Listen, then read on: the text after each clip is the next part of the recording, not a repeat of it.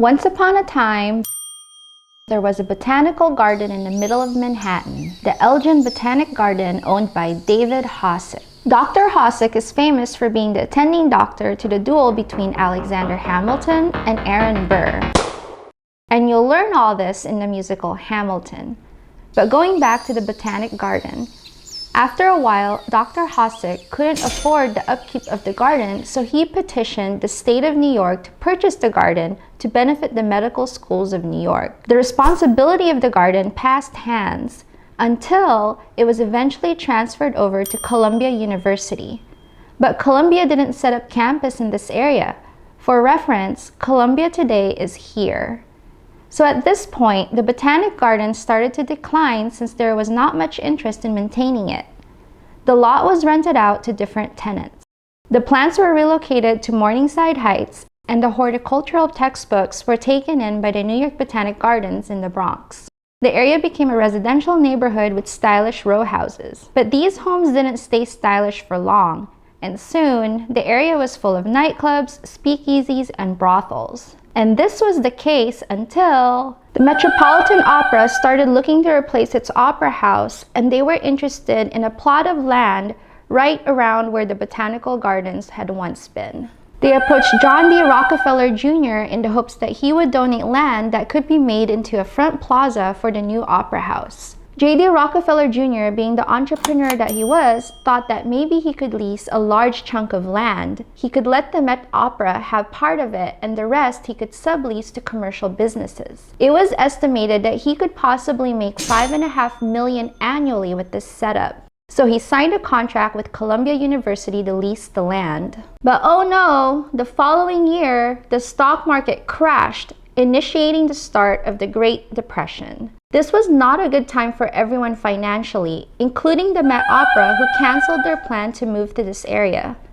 But J.D. Rockefeller Jr. had already signed a lease, so he was stuck having to pay $3.8 million a year in rent. So he decided, being stuck with the contract, to just continue developing the property even without the Met Opera. So the construction of the complex began. 228 buildings were demolished and 4,000 tenants were relocated. But in exchange, the construction project provided 75,000 jobs during the Great Depression, which I was told by a guide that all the workers were paid above minimum wage. The major tenant of the complex became Radio Corporation of America, or RCA. Luckily, radio remained profitable during the Depression. A subsidiary of RCA was NBC, and soon Rockefeller Center became known as Radio City. This is why you'll see symbolisms of radio and broadcast in a lot of the art on the complex. Today, the Rockefeller Center still stands and is one of the most iconic NYC attractions. And in this video, we are going to talk about its background and what you can see and do there when you visit. And we'll also point out not one, but two holdouts. A holdout is a piece of property that was supposed to be part of a large development, but for some reason or other, the owners refused to sell this piece of property, so it never became part of the development. Hi, and welcome to Urban Caffeine. My name is Thea, and you're watching a channel that talks about urban culture, transit, and history. If you like exploring the concrete urban jungle, hit that like button. Now let's talk about the Rockefeller Center. Rockefeller Center is in Midtown Manhattan. It's bounded by 5th and 6th Avenues from 48th Street to 51st Street. The overall theme for the Rockefeller Center is New Frontiers and the March of Civilization. So you'll see this theme a lot when you look at the decor and art scattered throughout the complex. You'll also see a lot of bronze, gold, and geometric shapes. This is a feature of the Art Deco style since the complex was constructed during the Art Deco period. If you're a big art and architectural buff, I recommend taking the walking tour that the center offers. It's about 90 minutes long, and you can buy your walking tour passes along with your ticket to the observatory. And we'll talk about the observatory in this video, so keep watching. If there were to be a front of the center, then it would be from 5th Avenue. because back when the complex was being built, there was an elevated train on 6th Avenue. The elevated train is no longer there, but back then, a view from 6th Avenue wouldn't have been very picturesque. From 5th Avenue, you will see the Promenade, also known as the Channel Gardens. It's about 200 feet long with a water feature in the middle. It's decked out according to the seasons, so if you visit at different times of the year, you'll notice it's decorated according to the current holiday. Notable about the Promenade is that it separates these two buildings. One is themed French and the other British. And why do we have these two themed buildings? Back then, American tenants were reluctant to rent out commercial spaces, so these spaces were offered to foreign tenants. And so these buildings were decorated according to the country of the foreign tenants. Both are decorated in the Art Deco gold that we talked about. The French-themed building shows New York and Paris holding hands and figures that represent poetry, beauty, and elegance. The British Empire building has 9 figures that represent the 9 industries and products traded within the empire. These two buildings were kept at a relatively lower height so that they wouldn't overshadow the buildings on 5th Avenue. In effect, the real estate value on 5th Avenue remained high. In front of the Promenade is not really part of Rockefeller Center, but I should mention it because it's just right there is Saks Fifth Avenue. During the holidays, they have a light show and gorgeous window displays. I created another video of holiday things to do, and link to that is in the description below. To the right of all this is the statue of Atlas, the Titan god condemned to hold up the heavens for eternity. You'll notice there are several pieces that reference Greek mythology in the complex. Like other sculptures in the Rockefeller Center, Atlas is bronze and is the largest sculpture in the complex. Right across from Atlas is also not part of the Rockefeller Center, but worth mentioning because it's so prominent is St. Patrick's Cathedral. Many celebrities and famous people have been either married here or had their memorials. Beyond the Promenade is the lower plaza, where you will see another Greek god. Prometheus was the Titan god who gave fire to humans. The statue of Prometheus is in line with the theme of new frontiers and the march of civilization that we mentioned earlier, because fire was extremely important for our existence and ultimately establishing a civilization. Right in front of Prometheus is the area for the ice rink that is there every holiday season. During warmer months, this area turns into an outdoor cafe. Behind Prometheus is the location of the holiday tree. When it's not the holiday season, there is a marker that holds the spot of the tree.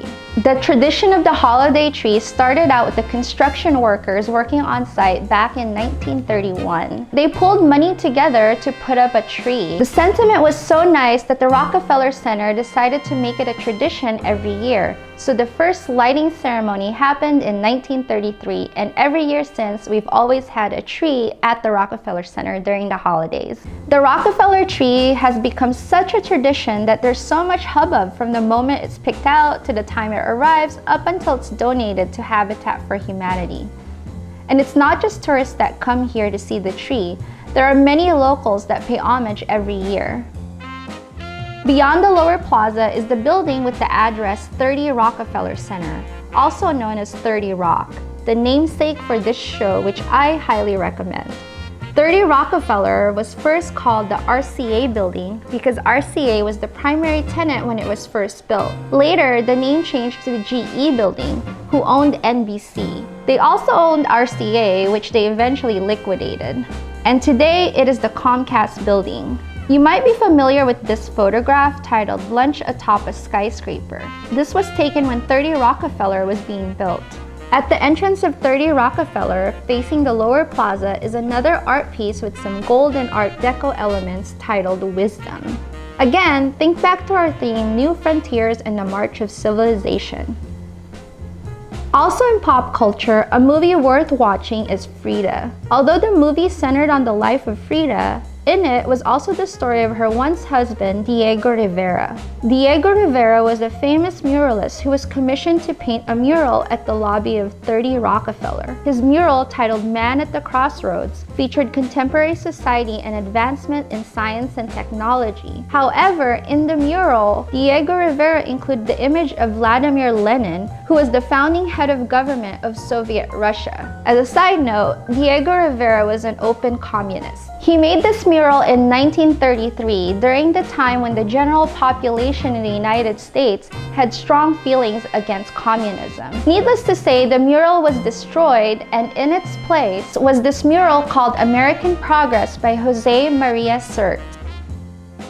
Sometimes people refer to 30 Rockefeller Building as Top of the Rock Building. That's because 30 Rockefeller has the Top of the Rock Observatory. The entrance to access the observatory is here. This is also where the walking tour meets. Just look for the red carpet. Top of the Rock Observatory is actually my favorite observatory in New York City in terms of actually seeing the city, mainly because of its location. It's smack right in the middle of Midtown Manhattan. It's in the perfect spot to view both Midtown and Lower Manhattan, as well as the Hudson River and East River, plus Central Park and the Upper East and West Sides. The observatory itself has 3 levels to disperse the crowd, and if you don't like looking through glass, you can go to the very top level for unobstructed viewing. From Top of the Rock, you can see most of the popular buildings in New York City, including all the other observatories.